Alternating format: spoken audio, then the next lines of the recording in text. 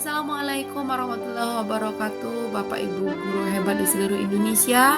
Berjumpa lagi dengan saya Linsiana Sarjana Pendidikan Guru Sekolah Dasar dalam aksi nyata kali ini dalam topik kurikulum merdeka.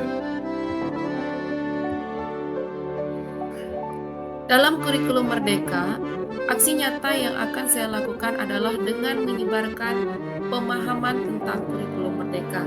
Saya dari SD Negeri 4 Desa Cicar, Kecamatan Kikim Timur, Kabupaten Lahat, Provinsi Sumatera Selatan. Topik kurikulum merdeka. Yang pertama, pemahaman kurikulum dan pembelajaran. Kedua, murid sebagai pusat pengembangan kurikulum. Tiga, pembelajaran berdasarkan prinsip pembelajaran paradigma baru. Dan yang terakhir, struktur pembelajaran mendorong murid merdeka belajar. Pada topik kurikulum merdeka, ada dua modul yang akan kita pelajari. Modul 1 kurikulum, modul 2 tentang kurikulum merdeka. Mengapa kurikulum perlu berubah? Namun sebelum itu, kita akan memahami terlebih dahulu apa itu kurikulum. Kurikulum dimaknai sebagai titik awal sampai titik akhir pengalaman belajar murid yang kompleks dan multidimensi. Kemerdekaan murid dalam belajar adalah jantung dari pengembangan kurikulum.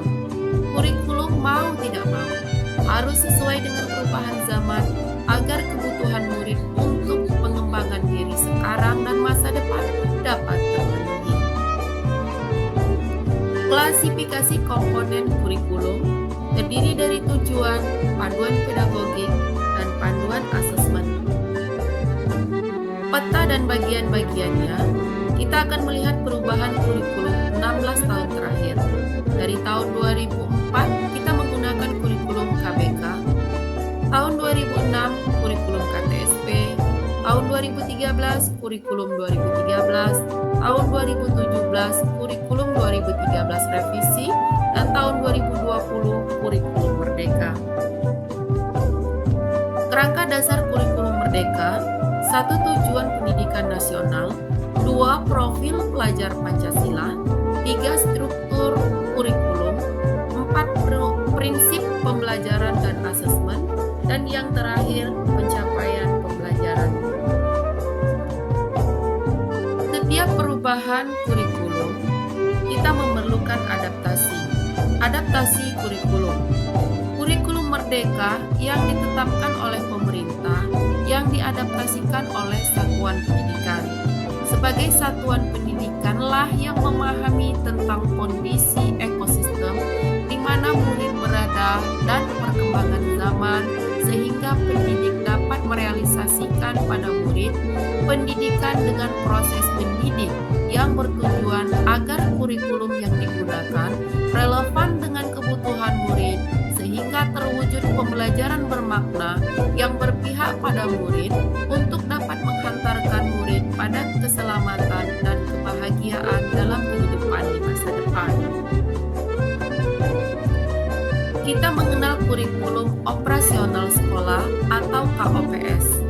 KOPS merupakan kurikulum yang diadaptasikan oleh satuan pendidikan agar sesuai dengan karakteristik, keadaan kontekstual, dan kebutuhan satuan pendidikan itu sendiri. Komponen KOPS terdiri dari karakteristik satuan pendidikan, visi, misi, dan tujuan, perencanaan pembelajaran yang mencakup ATP, asesmen modul ajar, media ajar, dan program prioritas satuan pendidikan. Selanjutnya, pengorganisasian pembelajaran yang mencakup muatan kurikulum, beban belajar, program intrakurikuler, ekstrakurikuler, dan proyek penguatan profil Pancasila, serta yang terakhir, sistem pendampingan, evaluasi, dan pengembangan profesional. Bapak Ibu guru hebat di seluruh Indonesia, ada 5 prinsip pengembangan KOPS yang harus dipahami oleh satuan pendidikan. Yang pertama, berpusat pada murid. Kedua, kontekstual. 3, esensial. 4, akuntabel. Dan kelima, melibatkan berbagai pemangku kepentingan.